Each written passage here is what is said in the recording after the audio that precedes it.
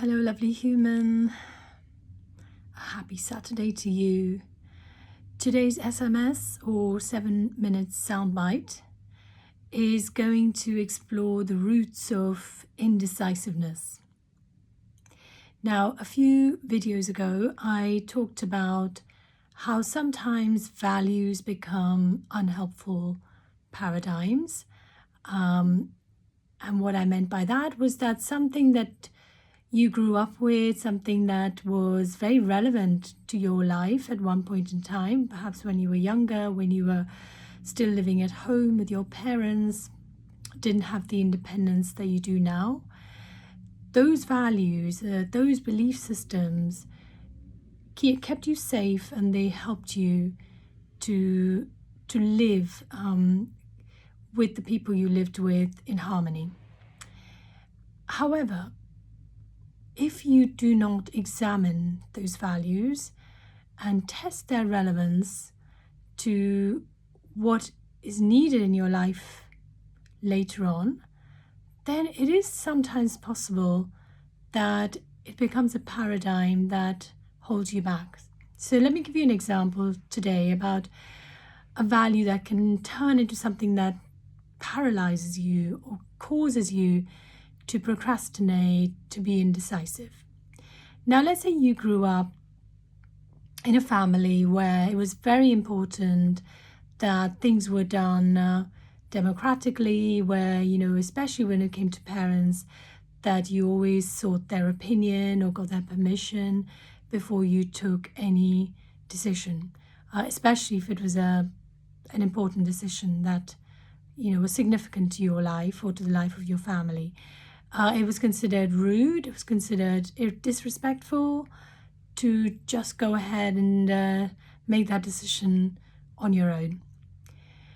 Now, there was a reason why your parents chose to create that value, or that, that rule for you, and it was to keep you safe. It was to protect you at a time when perhaps you didn't always know what was best for you.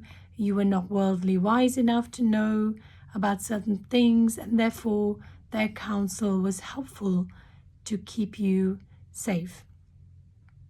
Now, as you get older and you become independent, you perhaps are a parent yourself, if you continue to seek advice and seek opinions from other people, two things can happen. One is that it takes longer, but also when you've come up with an idea or you've decided something that works for you, but then you speak to somebody else whose opinion matters to you, or even somebody whose opinion doesn't matter to you, and they suddenly have a different opinion, or they disagree, or they think your idea is not such a good one.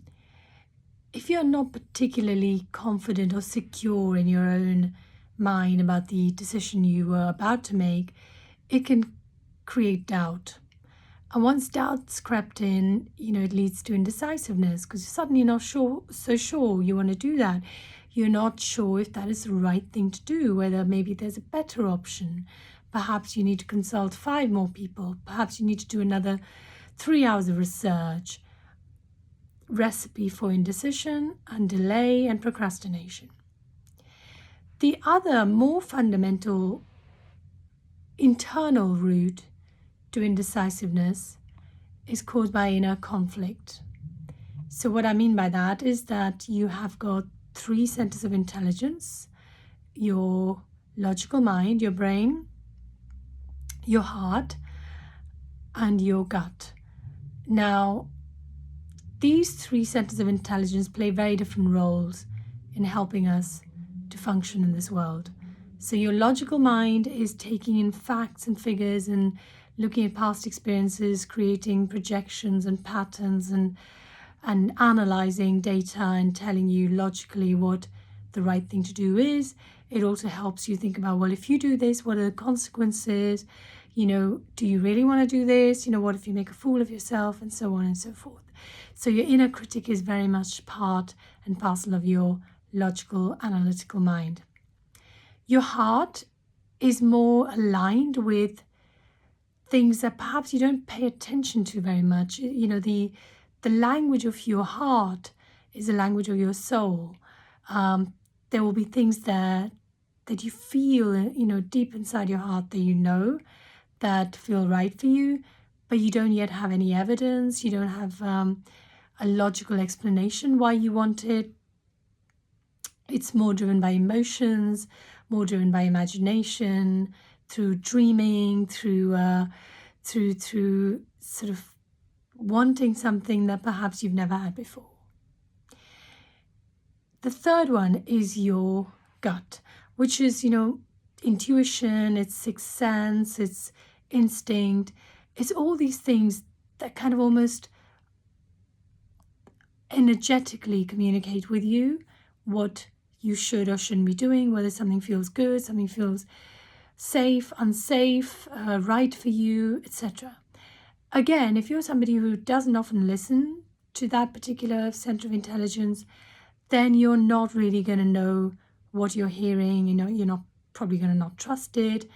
And so these muscles that are unused or not believed or not allowed to be flexed become weaker over time.